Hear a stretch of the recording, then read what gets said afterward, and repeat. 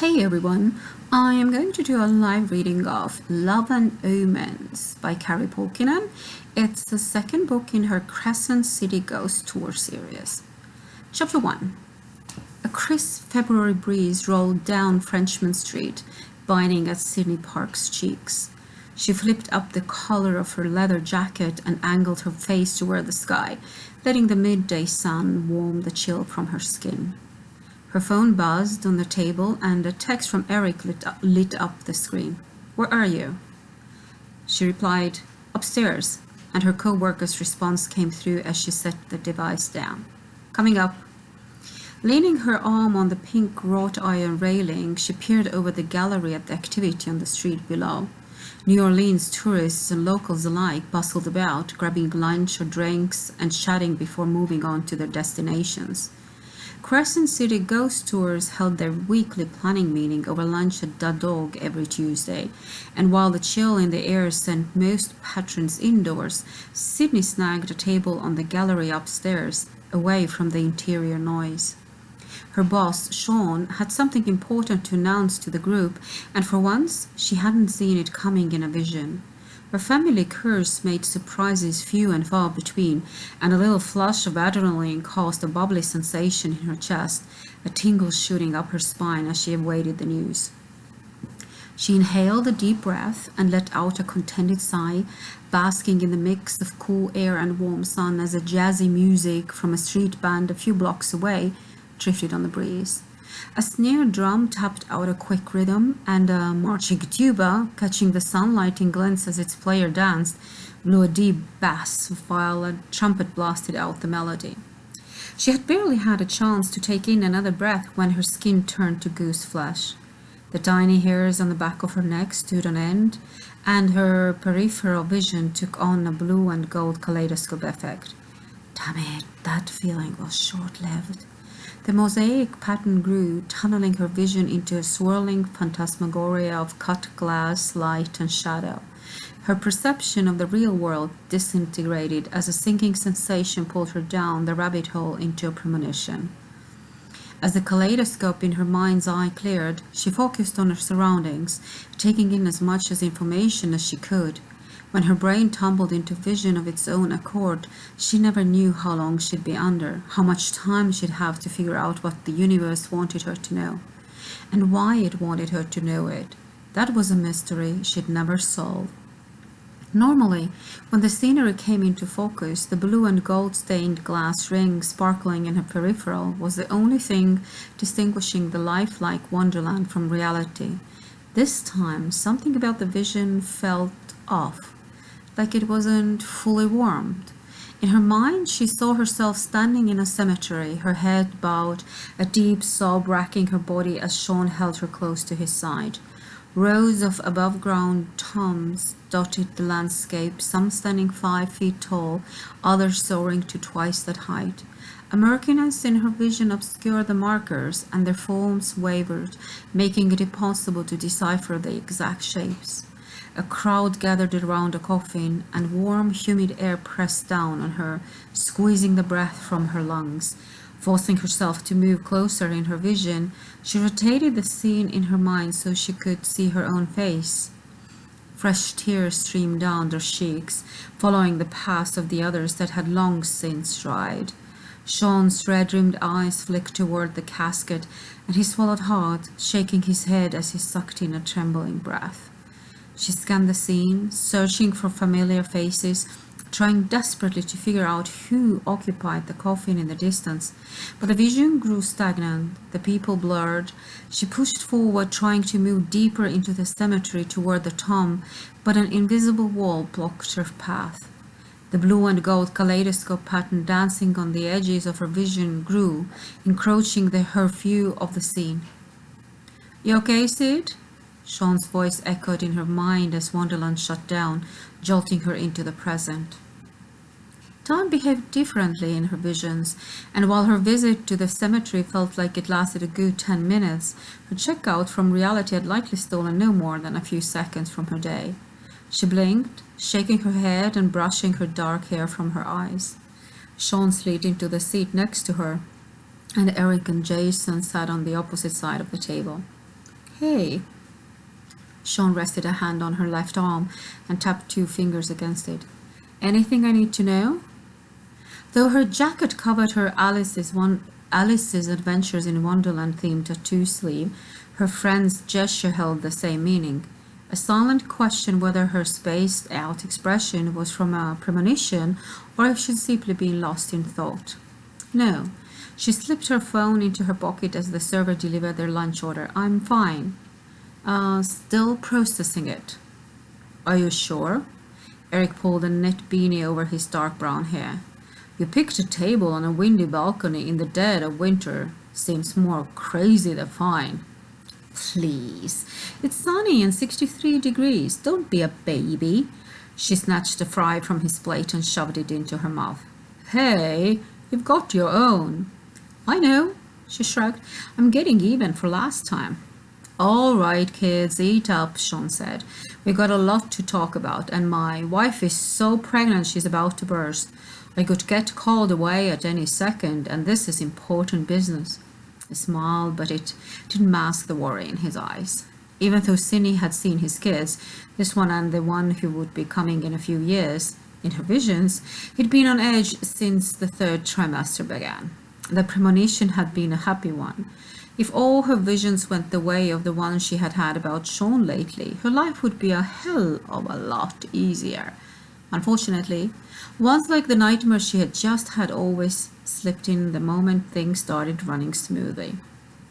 Still no visions about the actual birth? Sean's brow knit over his dark brown eyes, and she couldn't help but grin at his new father anxiety. Even if she hadn't known him her entire life, his concern alone was enough to prove he'd be a great dad. His wife and soon-to-be daughter were 2 lucky ladies. No, but everything is going to be fine. I wouldn't have seen you guys a few years down the road if there were going to be issues. Don't worry. His shoulders relaxed as he nodded. The vision you just had. It wasn't about that. She picked up her hot dog and took a massive bite. The savory flavors of Polish sausage and dill relish danced on her tongue as she stared out across the street and ran the premonition through her mind again. The coffin had been full size, so nothing had changed about the baby's birth. But Sean had been there, red-eyed and sobbing right along with her. Whoever was going to die, they both cared deeply for the person. So, what's the news? Jason bit into his burger and stared at Sean with wide blue eyes. Yeah, man, don't leave us hanging, Eric said. Sean grinned. We've been talking about expanding the business for a while now, and it's happening. I'm taking on a partner. Sydney nearly choked on her Dr. Pepper, her quick inhale sucking the bubbles up the back of her throat to sting her nose. Now? I thought you were going to wait until things settled down with your home life. You're about to have a baby. I know, he held up his hands, but the opportunity presented itself and I couldn't pass it up. I wouldn't have done it if I didn't think my awesome employees could handle it. He had a point. They were more than capable of taking on a new tour or two, and Sean had been discussing it with her for months. But their conversations never alluded to him bringing in a new partner. She crossed her arms. What's this person bringing to the table that we can't do on our own with a few extra guides? That's the exciting part. Sean's eyes gleamed.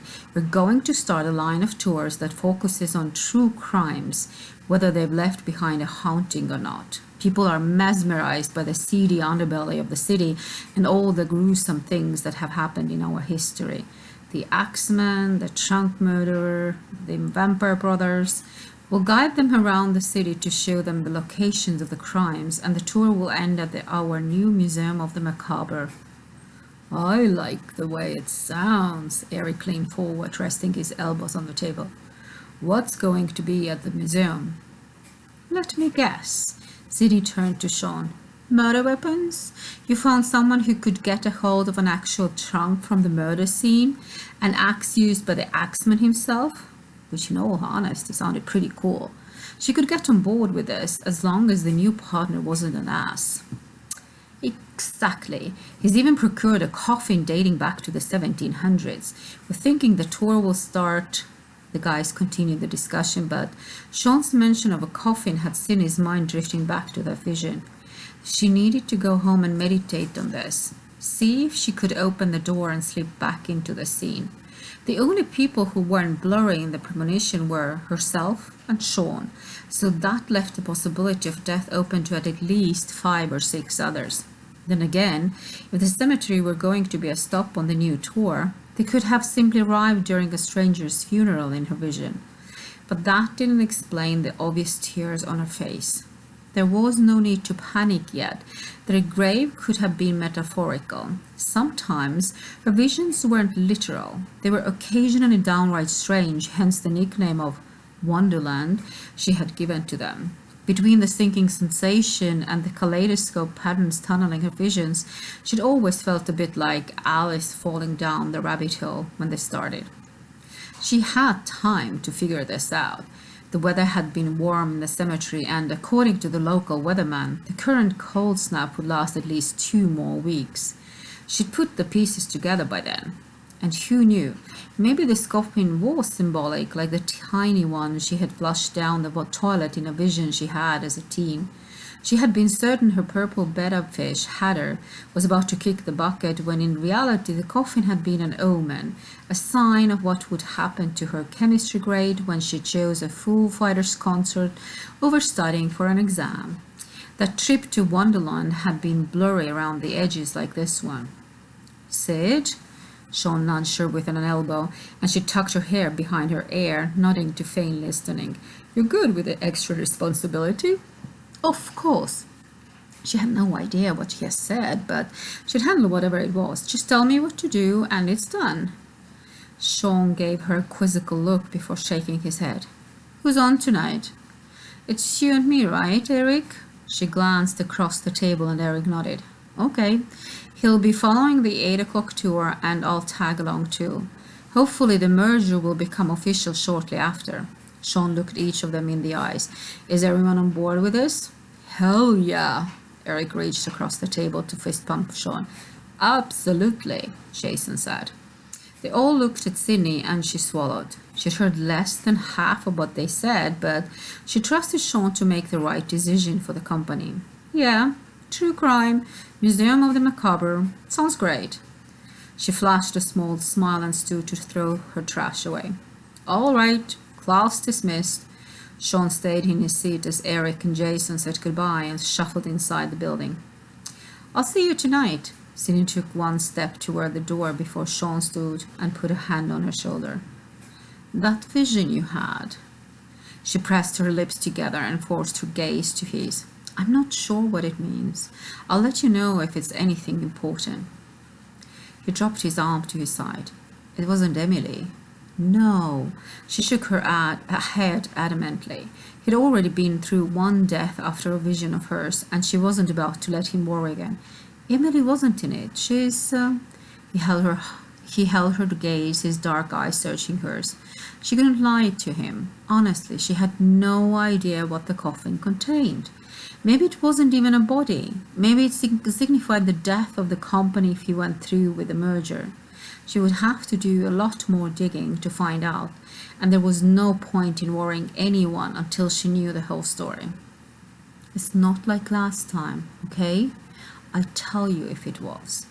She had seen his first wife's death in all its horrific detail, and neither one of them had been able to stop it from happening. He nodded.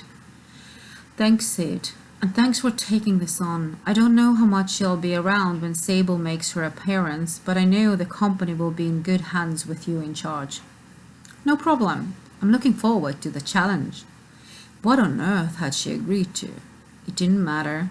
She could handle anything the job threw at her. Right now, she needed to figure out what kind of theft that funeral represented and how she could stop it from happening.